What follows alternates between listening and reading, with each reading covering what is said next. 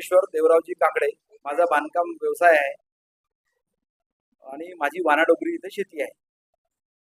आणि त्या शेतीवरती श्री मुन्नाजी यादव व कमलेश हिराणी यांनी अवैध कब्जा करण्याचा दोनदा प्रयत्न केला.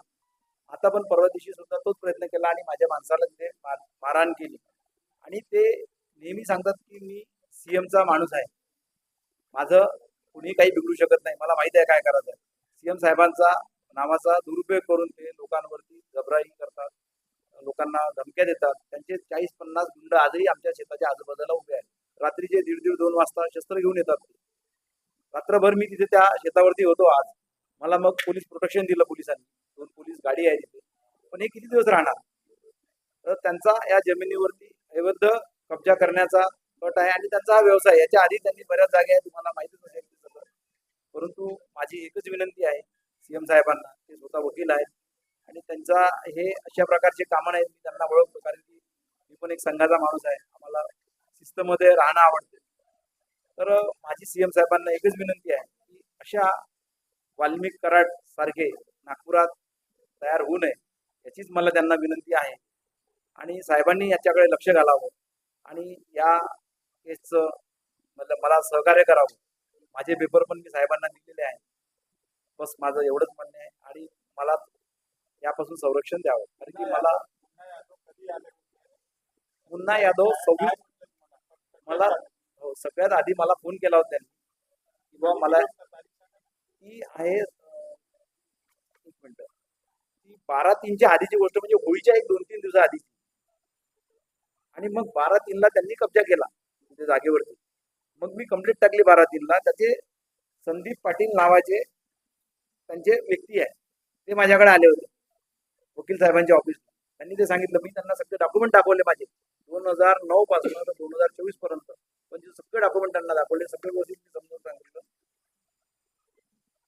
आणि त्यामध्ये काय झालं की त्यांनी हे सगळं करत असताना आता 2दा एफआयआर झाली त्यांच्यावर, तरी सुद्धा आज त्यांना भीती काही नाही. ज्या व्यक्तींवरती काल एफआयआर झाली ते आता तिथं आहे. ते म्हणतात मला की तुम्ही पोलीस कशाला बोलवता, तुम्ही फक्त आमच्यासोबत आम्ही निपटतो तुम्हाला. आम्ही म्हटलं काही कायदा सुव्यवस्था आहे का? मला हीच भीती आहे की मला, माझ्या परिवाराला, तिथे राहणाऱ्या लोकांना उद्या जर कमी जास्त झाली, सर्वस्वी जबाबदारी त्या लोकांची राहील. मागणी काय राहणार आहे? मुन्नाजी यादव आणि कमलेश हिराणी. मागणी काय? मागणी एकच आहे की माझं जे जागा आहे ती माझी सुरक्षित राहावी. माझं सदर प्रकरण कोर्टामध्ये चालू आहे. न्यायाप्रमाणे जे निर्णय व्हायचं ते होईल. जमीन मालकाने मी बघीन, यांच्याकडे कुठलेही पेपर नसताना हे अशी जारूजबरी कशी काय करू शकतात? 76/1-2-3 मौजा वानाडोगरी, आराजी 10.34. हा 2013 पासून न्यायालय परवा. काय झालं, ही जमीन 2006ला जेव्हा विकली होती त्यांचे आणि राजपूतचे आणि मेहताचे कोटक हे आहे. आणि मैं श्री मूर्छराव देवरावजी काकड़े इनका वकील हूँ। मेरे पास में ये 2-3 साल पहले केस है इनकी कि इनकी ज़मीन मौजा वाना डोंगरी, तहसील हिंगना, जिला नागपुर, खसरा नंबर 76/1, 76/2, 76/3 ऐसी इनकी ज़मीन है। ये ज़मीन में यूएलसी हटाने के लिए मेरे पास में आए थे। तो फिर बाद में इन्होंने बताया कि इनका कोर्ट केस भी चालू है। तो मैंने सारे कोर्ट केस का ब्यौरा लिया, तो उसमें देखा कि यार ये ट्राई पार्टी एग्रीमेंट था। कुशल जी गोड़े, उनकी मिसेस तारा सिंह मेहता, उनका एक पार्टनर, और श्री मूर्छर काकड़े +1, इनका यहाँ पे एग्रीमेंट था। ये इसमें स्पेसिफिक परफॉर्मेंस का दावा श्री मेहता जी ने डाला, जिसमें श्री मूर्छराव देवराव काकड़े जो मेरे पक्षकार है, ये इसमें इंटरवेनर है ना, अभी वो उसमें रिस्पोंडेंट है। तो उनमें जो जब उन्होंने स्टे मांगा था एग्जिबिट 5 का, तो उसमें ये बोला गया था कि ये ट्राई पार्टी एग्रीमेंट ये मान्य है, जो 1,95,000 फुट सैंक्शन जगह जो कि करीबन आती है 8 से 8.5 एकड़ में, तो वो छोड़ के आपको स्टे दिया जाएगा। तब इन्होंने मेरे को बताया कि, और मैंने भी वहाँ 1-2 बार जाके देखा कि इनका ही वहाँ पे लॉन का काम चालू है, इन्होंने कुछ प्लॉट्स बेचे हुए हैं, इन्होंने वहाँ पे नर्सरी का काम चालू किया हुआ है। इनके यहाँ पे वो श्रीपाल और उनकी फैमिली गैया लेके रहते हैं। ये वहाँ पे करीबन 20 साल से रहते हैं, ये इन्होंने मेरे को बताया, और ये भी मैं 3-4 साल से देख रहा हूँ। अभी कोर्ट में ये न्याय प्रविष्ट है। फिर मैंने इनको सजेशन दिया कि आप भी एक स्पेसिफिक परफॉर्मेंस का दावा दाखिल करो, क्योंकि आप उसमें रिस्पोंडेंट है, आप इसमें खरीदने का कर रहे हैं तो कायदेशीर इसमें आपको दावा डालना पड़ेगा। आज उसकी तारीख है, मेरे सीनियर उसमें मेंढे साहब आज उसमें आर्ग्यूमेंट करेंगे। तो लेकिन यहाँ पे ऐसा इवेंट इसके पहले भी हुआ और अभी भी हुआ। इसमें क्रिमिनल एक्टिविटी जो आ रही है, इन्होंने बताया, ये पुलिस वाले सर देख रहे हैं, ये जो गुन्स है, ये गुन्स जो काम कर रहे हैं ये कायदे में नहीं बैठता। ये पुरोगामी महाराष्ट्र है, कायदा है, पुलिस है, प्रशासन है, ये कायदे से होना चाहिए क्योंकि ये सिविल डिस्प्यूट है। इसमें कमलेश ईरानी जो एक्टिविटी करता है, कमलेश ईरानी मेरे ऑफिस भी आया था।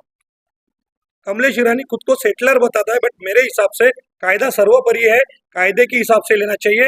कायदा अगर इनको वहां से वैकेट करता है तो कायदे के हिसाब से इनको पुलिस के माध्यम से वैकेट करना चाहिए। बट इनका पोजीशन वहां पे 20 साल से है, आप किसी को डिसपोजेस नहीं कर सकते क्योंकि इनका एग्रीमेंट मान्य हुआ है माननीय कोर्ट में।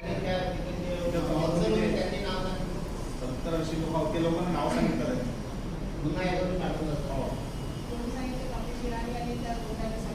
ते गुंड्या लोकांना सांगितलं रात्री आले. ही घटना कधीची आहे म्हणजे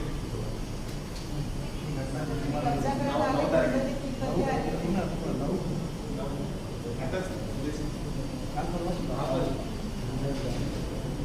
10 तारखेला रात्री 1 ते 1:30च्या दरम्यान 10 तारखेला रात्री 1 ते 1:30च्या दरम्यान गावाची घटना आहे. रात्री 1 वाजताची. त्यावेळी असं त्याला तेव्हा मारलं नाही बघा माझा फोटो आहे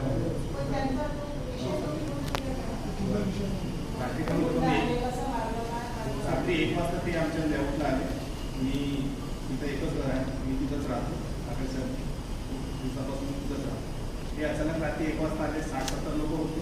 त्यांना पूर्ण आपलं तांदण भरून सोबत आणतात आणि ते तिथं गेल्यानंतर मग ते आमच्या घरी आले. कमीत कमी 2-2:30 वाजताची गोष्ट आहे. माझे आई बाबा खालचं झोपत होते. त्यांना उचलला पहिले. माझा भाऊ होता तिथं लहान भाऊ. त्याला बघून त्याच्या गच्ची पकडली पहिले आणि त्याच्या हातात ते अवजार वगैरे होते मारण्यासाठी. त्याला दबाव टाकला तर आवाज आले पण मी वरतो माझ्या वरतो आहे. तर मी खालता आलो, मलाही पकडलं त्यांना. मग मला मारलं पाऊस लागलेला मी माझे हात बेंड झाले, फ्रॅक्चर झालेलं आहे. आणि आपण जाण वाचण्यासाठी तिथून पळालो आणि आमचे मोबाईल त्यांना सुद्धा घेऊन घेतला. माझी बायकोलाही त्यांना धमकी दिली आणि छेडखानी केली.